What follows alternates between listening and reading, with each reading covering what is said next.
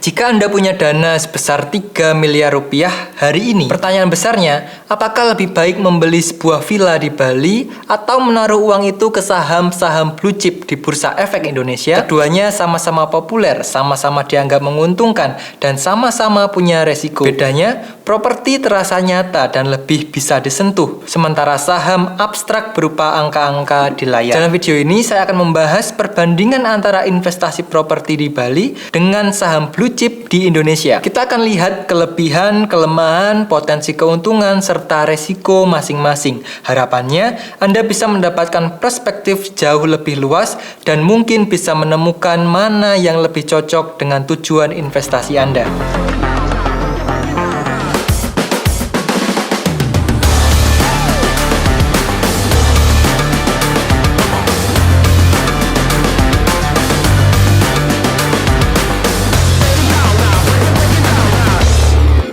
Banyak orang bertanya-tanya mana yang lebih baik, properti atau saham. Sebagian orang bilang properti selalu naik harganya, sementara yang lain bilang saham bisa memberi keuntungan lebih cepat. Namun kenyataannya, kedua instrumen ini tidak bisa dibandingkan secara hitam putih. Properti butuh modal besar, tetapi bisa memberikan pendapatan pasif yang stabil. Saham butuh analisis pasar, namun lebih liquid dan fleksibel. Masalah muncul ketika orang memilih tanpa analisis. Ada yang terjun ke saham lalu kaget saat harga jatuh, ada pula yang membeli properti tanpa menghitung ROI, akhirnya tidak balik modal atau tidak sesuai dengan ekspektasi. Itulah kenapa penting untuk memahami perbandingan keduanya secara objektif. Ada 3 aspek besar yang harus kita lihat untuk menilai investasi properti di Bali versus saham blue chip. Pertama adalah modal dan likuiditas, yaitu berapa besar dana yang dibutuhkan untuk masuk dan seberapa mudah aset itu bisa dijual kembali. Kedua adalah potensi keuntungan. Properti menghasilkan ROI dari sewa, sementara saham memberi dividen dan capital gain. Ketiga adalah resiko dan faktor eksternal. Properti dipengaruhi pariwisata, lokasi, serta legalitas.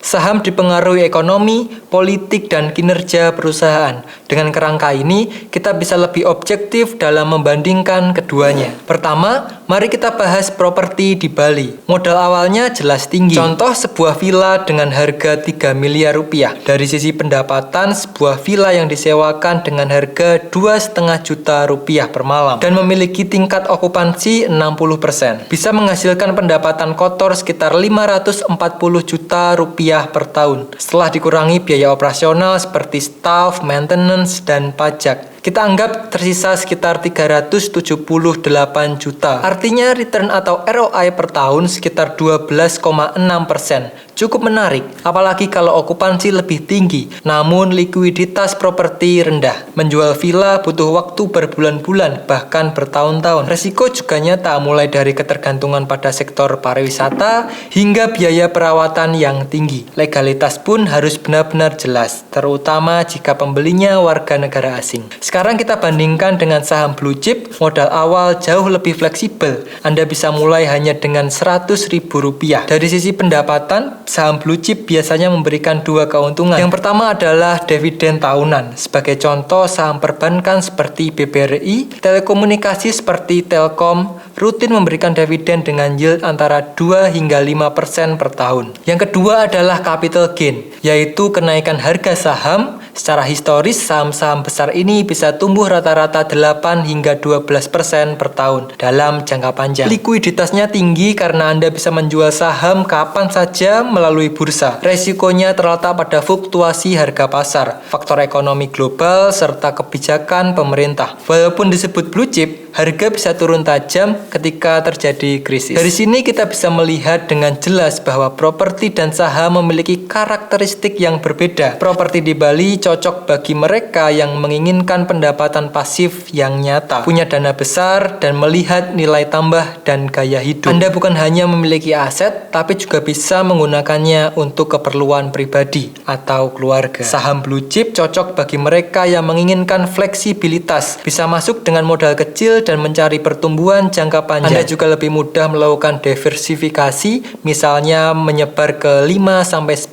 saham unggulan sekaligus. Satu hal penting, Keduanya sebenarnya tidak harus dipilih salah satu. Banyak investor sukses justru menggabungkan keduanya. Misalnya sebagian dana ditempatkan di properti untuk stabilitas dan sebagian lagi di saham untuk fleksibilitas serta pertumbuhan jangka panjang. Dengan cara ini, portofolio menjadi lebih seimbang dan resiko tersebar lebih baik. Jadi, apakah lebih baik investasi properti di Bali atau saham blue chip di Indonesia? Jawabannya tergantung pada tujuan dan profil resiko Anda. Jika Anda butuh aset nyata dengan pendapatan pasif stabil, properti bisa jadi pilihan. Tetapi jika Anda lebih mengutamakan fleksibilitas, modal kecil, dan pertumbuhan jangka panjang, saham bisa lebih menarik. Keduanya punya tempat masing-masing dalam strategi investasi. Yang terpenting adalah melakukan analisis matang sebelum menaruh uang, bukan sekedar ikut tren. Sekarang saya ingin tahu, jika Anda memiliki dana 3 miliar rupiah hari ini, apakah lebih memilih membeli villa di Bali atau menaruhnya ke saham-saham blue chip? Tulis jawaban Anda di kolom komentar. Terima kasih sudah menonton video ini sampai akhir. Jangan lupa klik like, share, dan subscribe agar tidak ketinggalan pembahasan investasi berikutnya. Terima kasih, saya Awan. Sampai jumpa di video selanjutnya.